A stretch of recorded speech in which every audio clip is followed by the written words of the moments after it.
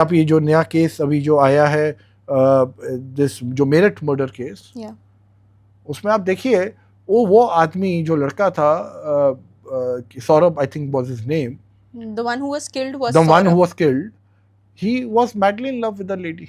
अपने फैमिली के अगेंस्ट जाके शादी की थी उसने. फैमिली के अगेंस्ट जाके शादी करी थी. And he was, and the lady was, अब यहाँ पे क्या प्रॉब्लम थी, it was primarily a long distance relationship.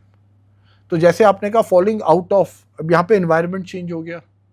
जिस लेडी को लोनलीनेस लगी होगी, इसको वो लगा होगा, वहां पे उस सौरभ को लग रहा होगा मैं अपनी फैमिली के लिए तो कर रहा हूँ जो इंडिया में है. I think he was based out of Dubai और He was in London in when he London, returned. wherever London he से was. आया था मेरठ है ना. मिलने के लिए अपनी तो वो यहाँ पे कोशिश कर रहा है ये सोचता हुआ, और यहाँ पे वाइफ सोच रही है कि यार वो पता नहीं वहां पे क्या कर रहा है, मेरी तो लाइफ बिल्कुल ही खत्म हो गई है, मेरा करियर, मेरा कोई जिंदगी में पर. अब देखिए मैच्योरिटी क्या हुई, उस आदमी को भी मार दिया और खुद भी जेल में है. उस बच्चे का क्या होगा. इस चीज पे मैं आपसे एक और सवाल पूछूंगी कि जब आप किसी से whenever whatever time you got married to that person, आपको उस वक्त उससे प्यार था, and then you were amongst the people who killed him. आपने अपने हाथ से उसकी बॉडी के जब टुकड़े हुए हैं, देयर वाज अ रिपोर्ट कि आपने कुछ टुकड़े अपने बेड बॉक्स में रखे थे and you slept on that bed.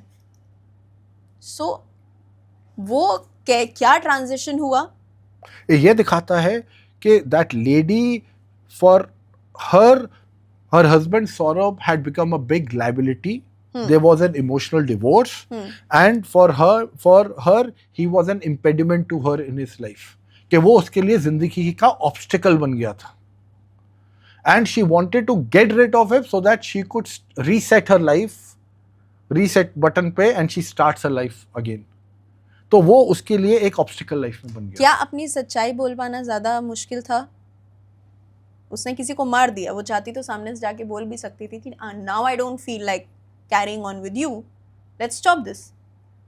Maybe Saurabh would have agreed. देखिए उसमें कई बार आदमी की, मैं फिर कह रहा हूँ, मैच्योरिटी नहीं होती. अब उसको साहिल जैसे लोग मिल गए या जो भी है, किसी ने कहा होगा भी मैं तंत्र मंत्र करता हूँ, मैं ये करता हूँ, इसका ऑल्टरनेटिव ये है, तू बताएगी, ये करेगी, वो करेगी, इससे अच्छा किसी को पता. So this we become delusional. जैसे मैंने कहा ना, डिलीशन, डिस्टॉर्शन, जनरलाइजेशन. हमने बहुत इंफॉर्मेशन डिलीट कर दी कि भाई पुलिस तो हमें पकड़ नहीं पाएगी. हमने डिस्टॉर्ट कर दिया कि अगर मैं उसको बोलूंगा, कुछ बोलूंगी तो शायद उसको वो, तो इससे अच्छा उसको खत्म ही कर दो.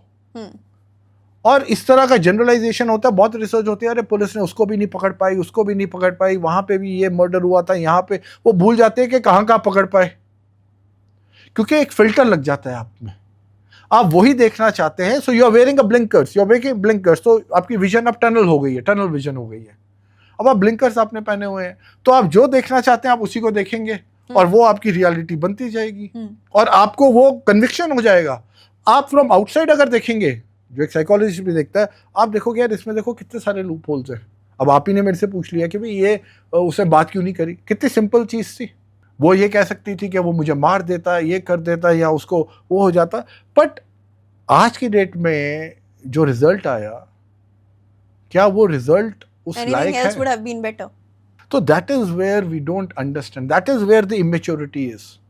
और इनकी शादी को भी, and they, it was a love marriage, they were in a relationship, they knew each other well. पर आप सोचो जिस ब्रुटैलिटी से मारा, उसको कितना ज़्यादा सौरभ के अगेंस्ट उसके अंदर, उसे अपने अंदर जहर पैदा किया होगा. 15 pieces. और जहर खुद पैदा किया उसके बारे में नेगेटिव सोच के. So that is what unfortunately people, और लोग उस level, obviously this is an extreme level, पर इसकी हर एक डिग्री है. हर आदमी हर एक डिग्री पे ये काम कर रहा है. चाहे वो डिवोर्स ले लेता है, चाहे वो सेपरेशन ले लेता है, चाहे एक घर में रहते हुए आपस में बात नहीं करता, चाहे एक दूसरे को लाइबिलिटी मानते हुए कर लेता है, चाहे वो घर से. But these are not the solutions, क्योंकि you don't know the alternative that you are looking for, how long that alternative is going to last, and whether it's the only alternative.